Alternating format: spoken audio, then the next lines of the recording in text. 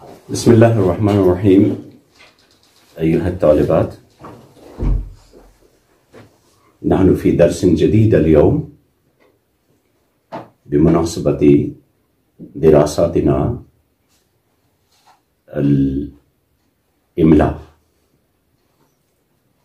كما تعلمنا جيدا أننا قد وصلنا إلى كتاب في القواعد نسميه قواعد الإملاء. قبل أن نتقدم إلى الأمام أريد أن أذكركم إن الطالب أو الطالبة عندما يلتحق بأي معهد أو بأي مدرسة من مدارس الإسلامية العربية فهو يتعلم أو هي تتعلم قواعد شتى مختلفة متشتتة. من جملة تلك القواعد كما ذكرت في درس سابق، الأول هو قواعد النحو. وما هي قواعد النحو؟ التي تعلمنا إعراب النحو. قواعد النحو تتعلق كلها بإعراب الكلمة. والثاني هي قواعد الصرف. قواعد الصرف هي أي القواعد التي تعلمنا تحويل الكلمة إلى أشكال مختلفة، مثلا من الماضي إلى المضارع، صحيح، إذا كان فعلا، من الماضي إلى المضارع ثم إلى الأمر.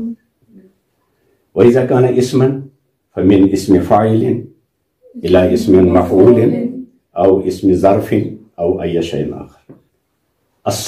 القاعدة الثالثة وما هي؟ كما ذكرت لكم قواعد البلاغة، وأيضا تحويل العبارات من أسلوب إلى أسلوب كما ذكرناها. والرابع قواعد النطق. يعني كيف نتلفظ هذه الكلمة، ما هي أصول وضوابط النطق كما قلت لكم وأتيت إليكم بأمثلتها. واليوم ندرس قواعد الإملاء. قواعد الإملاء درسنا اليوم. هذه الكلمة الإملاء من باب إفعال، نستخدم هذه الكلمة من باب إفعال. أملا يملي، إملاء من باب إفعال. فالإملاء مصدر معناه الكتابة. فإذا قلنا قواعد الإملاء معناه قواعد الكتابة، صحيح. فإملاء في معنى كتابة، أملا يملي. ولكن استمعنا جيدا، ولكن لا بد أن نستخدم بعدها على. عندما نستخدم أملا يملي بعده يأتي على، فنقول أملا عليه. إذا قلنا مثلا أمليت عليكن، لا نقول أمليتكن، أمليت عليكن معناه أنا قلت شيئا وطلبت منكن أن تكتبنها. فإذا قال رجل أو أستاذ أو معلم شيئا وقام طالب أخذ قلمه وكتابه وكتب ما قاله، فنقول هذه الكتابة نسميها الإملاء. كما قال الله تبارك وتعالى في كتابه الكريم في سورة فرقان: وقالوا أساطير الأولين، يعني أقدمين. هذه أساطير الأولين يعني قصص الأقدمين. مفهوم هذا؟ هذا ما كان يقول كفار مكة، قالوا أساطير الأولين، يعني النبي صلى الله عليه وسلم جاء بقصص الذين مضوا قبل ذلك. هذا كان قولهم واعتراضهم على الكتاب الكريم. اكتتبها أساطير الأولين ثم اكتتبها، ولكن نقرأ أساطير الأولين نكتتبها. هذه من قواعد النطق. أصل الكلمة اكتتبها، فاكتتبها معنى نسخها. من كتب इस्तखदमना हाज़िहिल कलिमा मिन बाब इफ्तिआल फ़कुलना इक्ततब नाम यक्ततिबु इक्तिताबन नाम इक्ततब यक्ततिबु इक्तिताबन मिन कतब मिन बाब इफ्तिआल मानाहु नसख व कतब यानी इक्ततबहा अन्नबिय्यु सल्लल्लाहु अलैहि वसल्लम कतबहा यानी वलम यकुन यारिफ किताबह वलाकिन हाउलाइल कुफार जाऊ बिल किज़्ब सरीह वल इफ्तिरा सय्यिद इन्नहु लम यकुन यक्तुब शय'अन इक्ततबहा फहिय तुमला अलैह उन्जुरना फहिय तुमला अलैह अमला युमली हिय तुमली व मजहूलुहु तुमला अलैह यानी हुनाका अय्यु जिन्निन औ अय्यु शय'इन आखर औ अय्यु रजुलिन आखर हुवा यक़ूलु लहू फहुवा यक्तुबुहु फकलिमता तुमला अलैह अमला युमली इस्तामल अल्लाह तबारक व तआला फी किताबह इज़न मफ़हूम हसन व जमउ हाज़िहिल कलिमा अमाली अल इमला जमुहु अमाली कमा अशरतु फी दर्सिन साबिक़िन अन्नल अमालिया फी अस्लाफिना लम यकुन हुनाका लम तकुन हुनाका आदतु अल मुअल्लिमीन अन यक्तुबू बिअनफुसिहिम शय'अन मिनल किताबि औ मिनल मुअल्लफ़ाति बल कानू यक़ूलून व युदर्रिसून अत-तलामीज़ व तुल्लाब फ़कानू यक्तुबून फ़तिल्कल कुतुब नुसम्मीहा अल अमाली व हुनाका किताबुन शहीरुन फ़िल लुग़तिल अरबिय्या मुश्तमिलतुन अला अज्ज़ाइन कसीरा वहिय किताबुन शहीरुन नुसम्मीहा अल अमाली ले अबी अली अल क़ाली आलिमुन नबीलुन जलीलुन यानी मानाहु अन्न रिजाल कानू यक़ूलून शय'अन व मुअल्लिमून कानू यक़ूलून शय'अन औ युदर्रिसून शय'अन फ़हुम कानू याख़ुज़ून अल कलम व यक्तुबून मफ़हूम हज़र फ़नुक्ता ऊला काना हौल अल कलिमति माना अल कलिमति अल इमला माना किताब मफ़हूम हज़र नुक्ता सानिया अला फ़ी दर्स मुहिम्मुन जिद्दा वहिय अल इमलाउ अला नौअइन माना अला इस्मैन अल इमलाउ अला नौअइन अल इमलाउल कुरआनी वस्सानी अल किताबतुल आदी औ अल इमलाउल आदी अल इमलाउल कुरआनी वल इमलाउल आदी अल इमला दर्सुन अल यौम अल इमलाउ क़वाइदुल इमला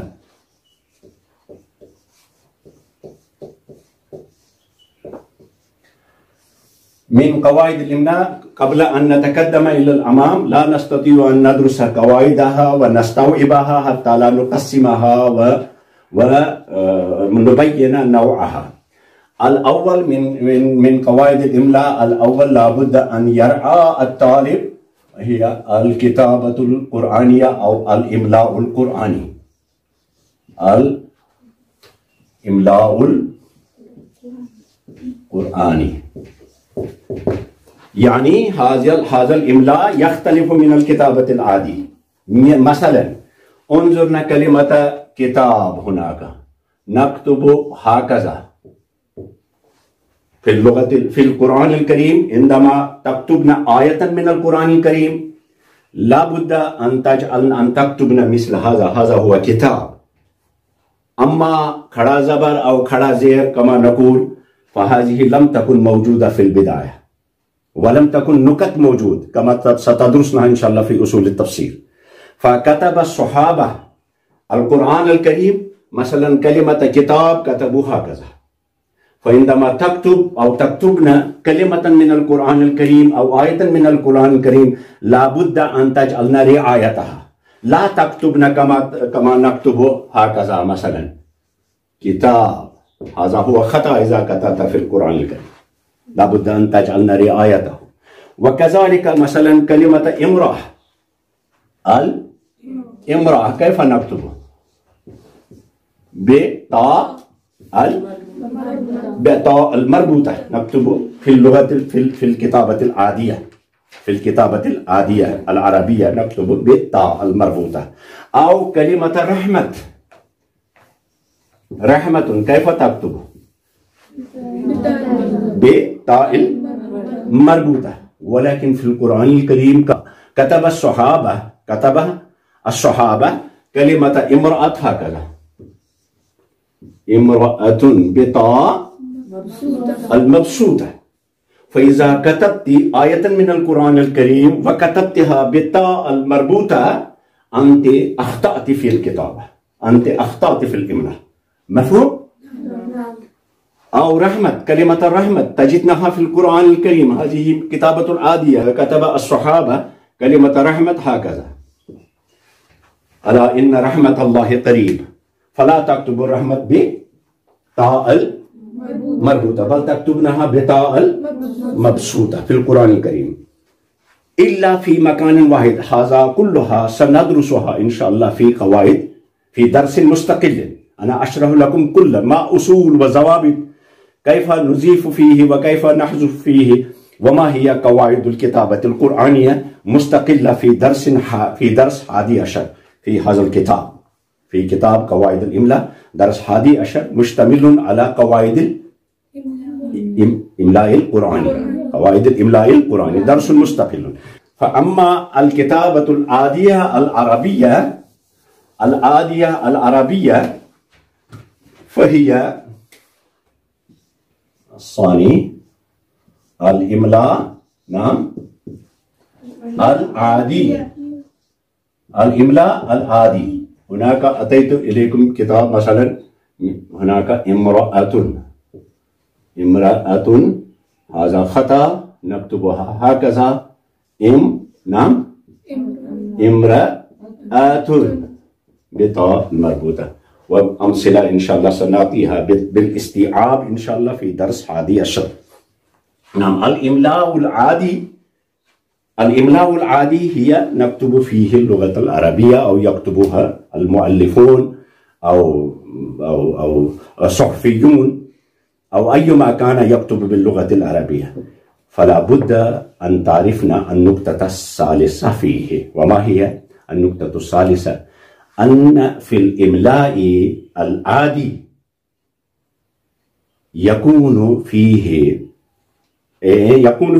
عادة تغيير والتبديل فقط في 3 حروف، في حروف 3، وهي واو وألف وياء، واو ألف وياء. يعني هذه الحروف الثلاثة نسميها الحروف الهوائية أو نسميها حروف العلة. لماذا نسميها حروف الهوائية؟ لأنها ليس لها مخرج خاص. مثلا للباء مخرج هنا صحيح، وللسين مخرج، وللعين مخرج، ولكن لألف وواو وياء ليست لها مخرج، ولذلك تتغير في بعض الأحيان لأن ليس لها أصلا نسمي هذه الحروف واو ألف ياء، أصلا نسميها هواء، التي تخرج هواء يخرج من أفواهنا من فمنا، فنسميها حروف الهوائية. مفهوم هذا؟ نعم. فأصل الإملاء تتعلق بهذه الحروف، إما يكون في هذه الحروف إضافة فيها بعض الأحيان، الإضافة تكون فيه الإضافة في الإملاء، الإضافة مثلا نقول أولئك،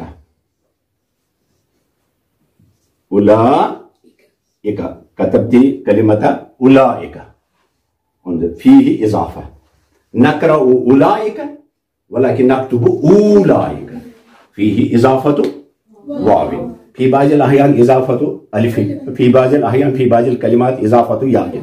وهذا مثال إليكن أن في الإملاء العادي تكون هناك الإضافة في أي شيء، في 3 حروف، واو ألف وياء، صحيح، واو ألف وياء تكون فيه إضافة. مثال ذلك أولئك، صحيح، وكتبنا أولئك. أو تقول هنا مثلا جمعوا، كيف نكتب جمعوا؟ هم جمعوا، جمعوا، جمع كلمة. من أين جاء هذه الألف؟ لا نقرأها ولا ننطقها، ولكن جاء بالإضافة هناك. مفهوم هذا؟ إما الحذف،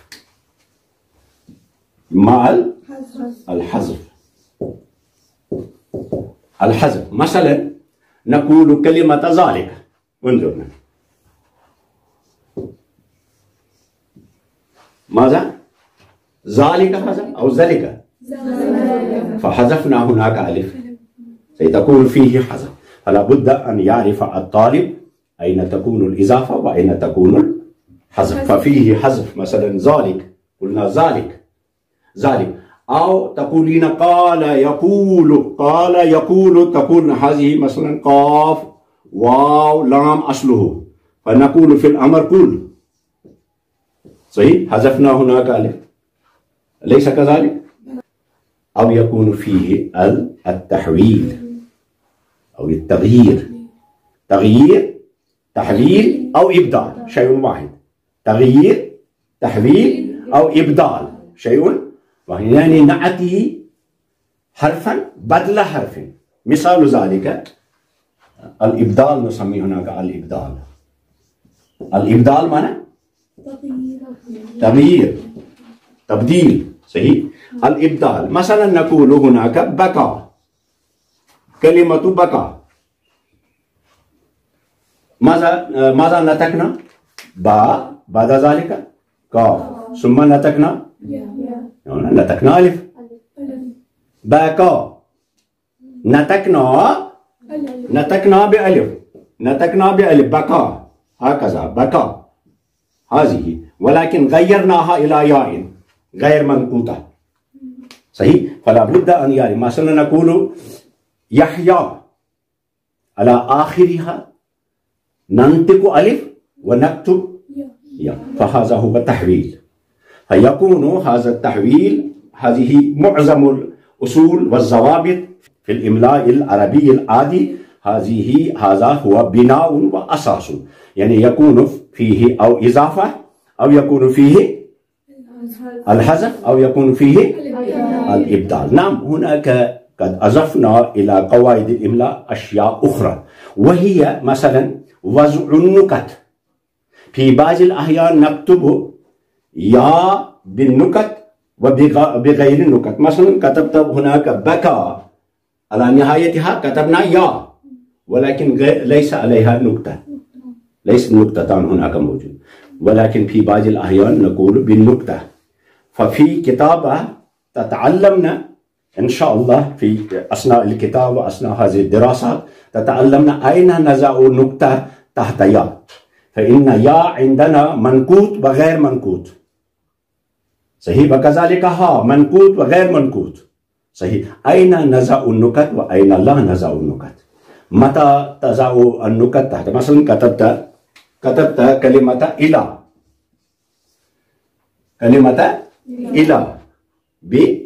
نطقنا بألف وكتبنا بيا، ولكن غير منقوط. وإذا غيرتها، إذا أضفت إليه بها، مثلا تصبح إليه جاء هذا الياء منقوطا الآن، أليس كذلك؟ لا بد أن يعرف الطالب أصول وضوابط وضع النكت في الإملاء. ويكون أيضا هناك وصل وفصل، نتعلم أثناء الكتابة أيضا وصل الكلمات وفصل الكلمات. مثلا عندنا كلمة أن وكلمة لا. أن معنى بالأردية معنى أن معنى يحكي، ولا معنى नहीं باللغة الأردية، لا معنى नहीं. أن ولا كلمتان مستقلتان نكتبها مستقلة، ولكن في بعض الأحيان نجعل فيها الوصل.